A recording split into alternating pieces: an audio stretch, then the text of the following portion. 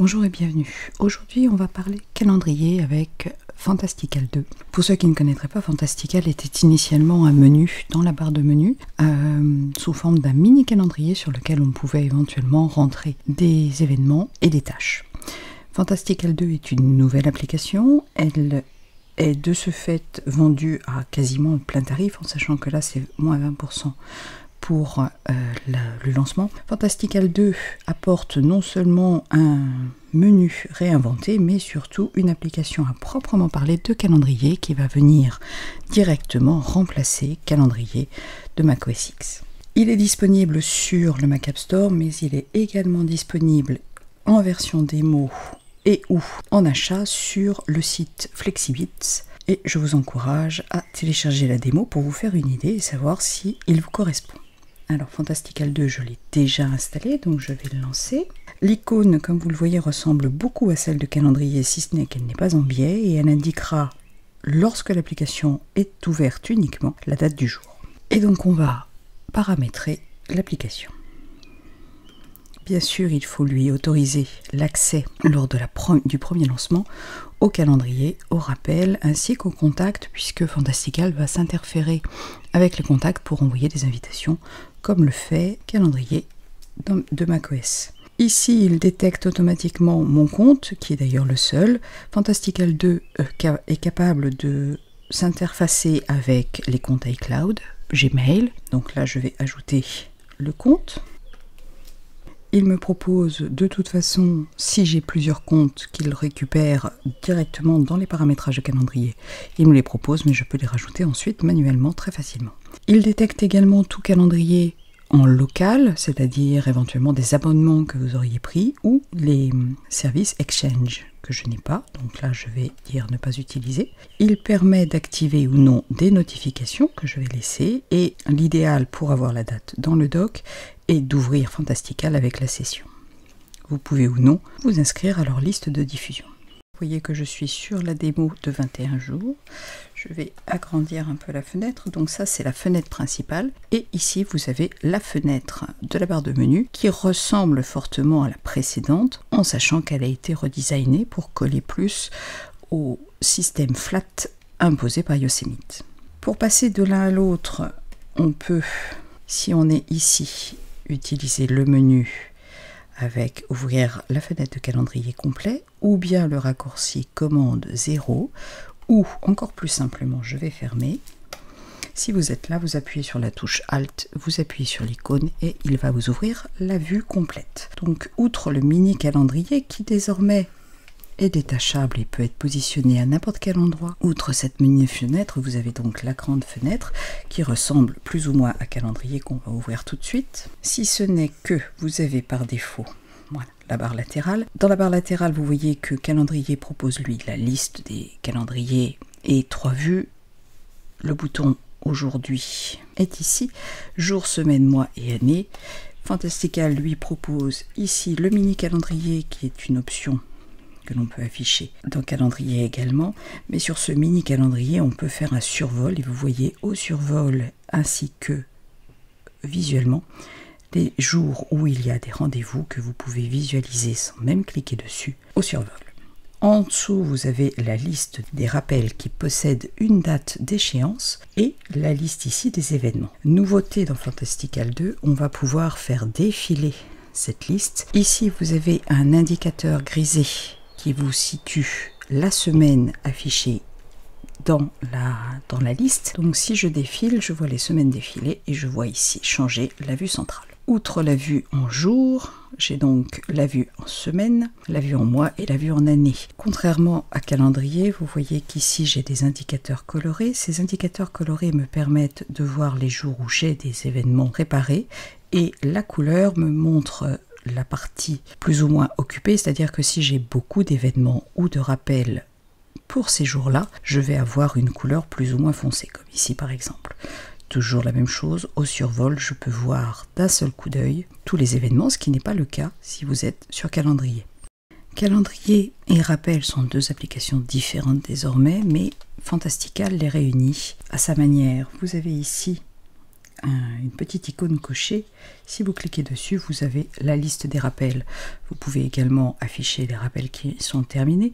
Et vous voyez que ceux qui disposent d'une date sont mis au-dessus. Ceux qui ne disposent pas de date, tels que appeler la poste, n'apparaîtront pas dans le calendrier car seules celles qui ont une date vont apparaître aujourd'hui. Alors je vais me mettre sur aujourd'hui. J'ai ici des rappels avec des dates d'échéance qui sont passées et vous voyez qu'il me les indique directement là. Si par contre je décale celui-ci, elle va être décalée et affichée dans les événements du jour. Ce qui est valable dans la grande fenêtre de Fantastical est également valable ici. Vous remarquez la même icône et je vais pouvoir afficher les rappels sans même utiliser la grande vue. J'ai détaché ici la fenêtre, je peux la rattacher en la glissant directement sur l'icône. Comme toujours, les applications bénéficient ou non d'une vue plein écran, c'est le cas sur Fantastical, de la même manière que pour les autres. Donc on va aller ouvrir les préférences et on va s'intéresser aux différents réglages possibles. On ne peut pas, en tout cas pas au sein de Fantastical, mettre Fantastical comme calendrier, application de calendrier par défaut. Ceci se fait dans les réglages, non pas de Fantastical, mais directement de calendrier, et nous le verrons tout à l'heure. Dans la rubrique générale, vous avez l'option pour le lancer au démarrage. Encore une fois, pour avoir la date dans le menu et la date sur le dock, il faut que Fantastical soit ouvert. Vous pouvez déterminer un calendrier par défaut, une liste de rappels par défaut et une durée d'événement qui vous convient. On va mettre par exemple 30 minutes. Le début de la semaine utilise les réglages habituels de votre système, mais vous pouvez les modifier. Vous avez également possibilité de n'afficher que 5 jours si vous voulez avoir un calendrier par exemple professionnel, 7 jours si vous le souhaitez, ou 14 jours. Ça, c'est pour la vue en semaine. Si vous avez un grand écran, l'option 15 jours est effectivement beaucoup plus intéressante. Si je mets 7 jours, j'ai effectivement de très grandes cases. Donc ça, c'est à votre préférence. Le début de la journée peut être déterminé tel que vous le souhaitez. Par défaut, c'est 8 heures. La fin de la journée peut être réglée à un horaire différent.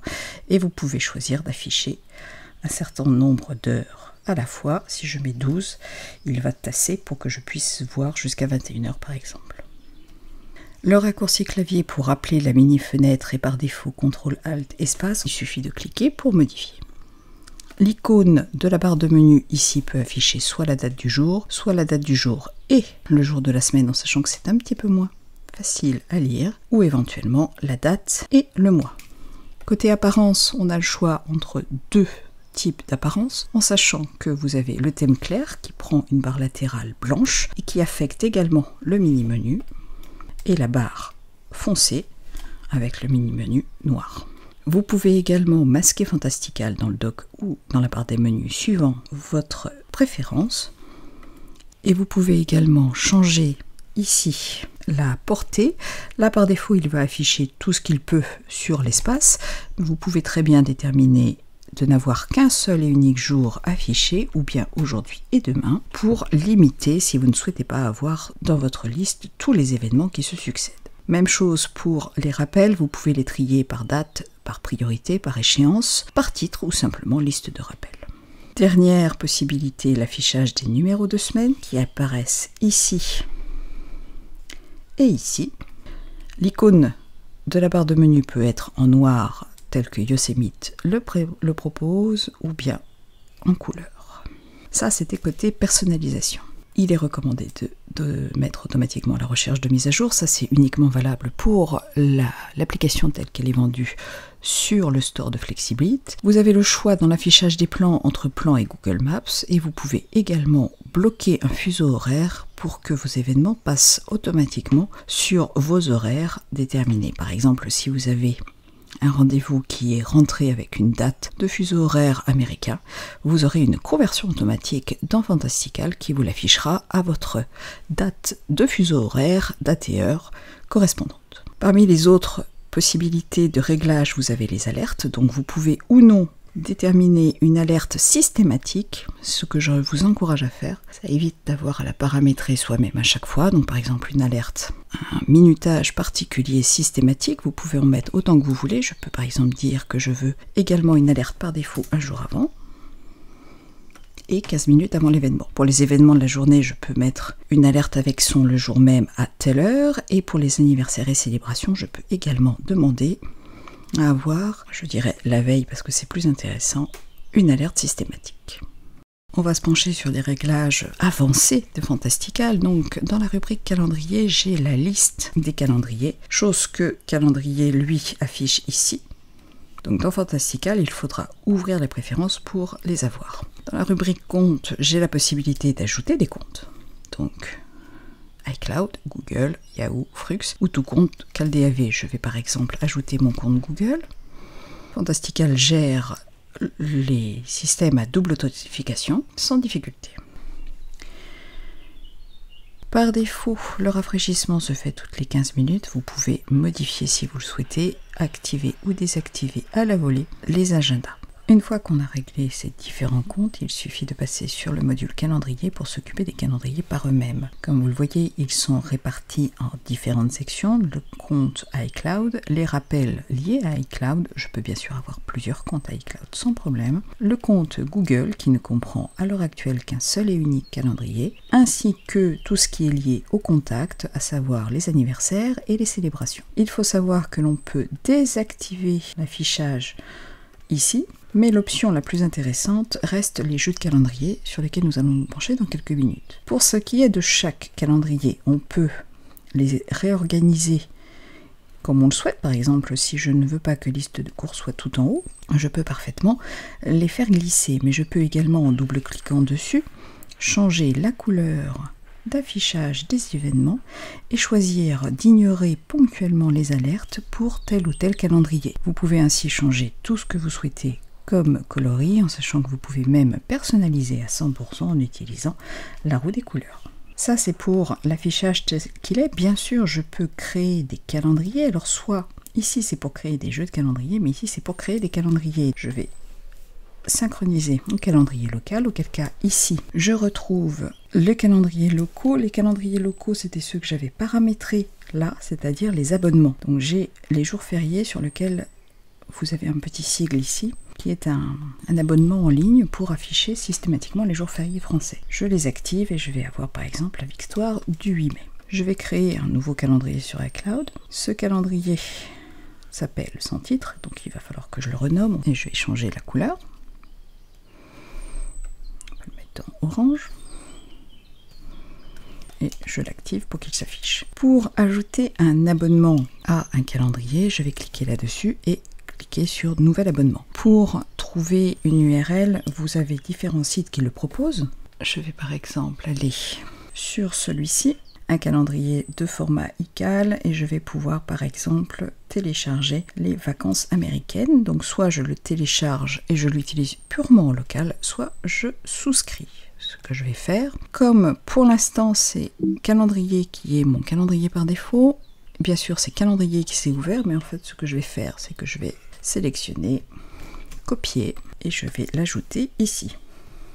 Je souscris. Il me propose un nom par défaut, l'adresse de l'URL auquel je pourrais accéder pour corriger le cas échéant, et je peux le stocker à deux endroits, à savoir iCloud ou sur mon Mac. Si je le mets sur mon Mac, il sera exclusivement en local, c'est-à-dire que je ne le retrouverai pas sur une autre machine reliée au même compte. Si je le mets sur iCloud, alors dans ces cas-là, ça sera synchronisé entre toutes les machines, y compris les appareils iOS, qui est beaucoup plus intéressant. Donc je vais le laisser sur iCloud et je vais changer la couleur. Ici, il est intéressant d'ignorer les alertes, sinon vous aurez un rappel en systématique sur chaque événement, comme vous l'avez paramétré, donc ça peut être ennuyeux. Donc voilà ici mon nouveau calendrier, je l'active et il apparaît de façon systématique. On va s'intéresser maintenant aux jeux de calendrier. Alors les jeux de calendrier, c'est quelque chose d'extrêmement pratique. Par défaut, vous avez un jeu de calendrier qui est tous les calendriers actifs. Imaginons que vous ayez ici un calendrier de travail et par exemple, vous ne souhaitez pas, lorsque vous travaillez, voir apparaître les événements de la famille. Alors dans ces cas-là, je vais créer un jeu de calendrier qui va s'appeler famille. Je le sélectionne et à partir de là, je décoche tout ce que je ne souhaite pas voir apparaître sur ce calendrier. Je vais enlever ceci, je vais enlever les to-do qui sont directement liés au boulot. Je vais par exemple désactiver Gmail et j'ai anniversaire et célébration. Donc ça, c'est sur ce jeu-là. Si je retourne ici, j'ai donc tout affiché. À partir du moment où j'ai créé un jeu de calendrier, j'ai le menu qui a changé et j'ai ma famille. Et lorsque je suis sur famille, je ne vois apparaître que les éléments qui correspondent et qui sont contenus dans ces calendriers. À savoir, je ne vois pas, par exemple, les vacances américaines. À l'inverse, je vais créer un jeu de calendrier professionnel. Sur ce calendrier professionnel, je ne veux bien sûr pas voir apparaître les éléments personnels. Je vais mettre ceci, je vais enlever les listes de courses, les tâches personnelles, je vais mettre Gmail, mais par contre, je ne veux ni anniversaire ni célébration. Automatiquement, j'ai ici mon menu qui a changé et je vais donc pouvoir passer d'un compte professionnel avec un affichage qui correspond à un compte familial et je ne serai donc pas polluée par les différents événements. Bien sûr, calendrier permet de le faire, mais il faut décocher à la main. Calendrier ne permet pas de faire des groupes, donc si vous voulez désactiver l'affichage pour éviter de voir apparaître certains événements, vous êtes obligé de le faire à la main à chaque fois. Non seulement les jeux de calendrier affectent le calendrier par lui-même, mais ils sont également disponibles dans le menu. Donc là, ici, je vais pouvoir afficher tous les calendriers, juste mon calendrier professionnel, et vous voyez que cela affecte bien sûr les rappels et les calendriers par eux-mêmes. Ils ont chacun leur raccourci clavier. Si j'utilise le raccourci CTRL, alors moi j'ai pas de pavé numérique, donc CTRL majuscule, je passe sur famille, 4 je passe sur professionnel et ainsi de suite. Donc ça, c'est déjà une option en elle-même extrêmement intéressante, mais ça ne s'arrête pas tout à fait ici, car non seulement vous pouvez switcher à la volée comme vous le souhaitez, mais vous pouvez surtout activer en fonction d'un lieu votre jeu de calendrier. Quand je suis à la maison, je veux voir apparaître uniquement le calendrier familial. Donc je vais l'activer en rentrant ici mon adresse. Ça peut bien sûr être ma maison, mais bon, là en l'occurrence, ce n'est pas ma maison. En arrivant dans cette localisation, alors c'est le calendrier, le jeu de calendrier famille qui va s'activer. Je peux faire le contraire, c'est-à-dire choisir de l'activer exclusivement en partant.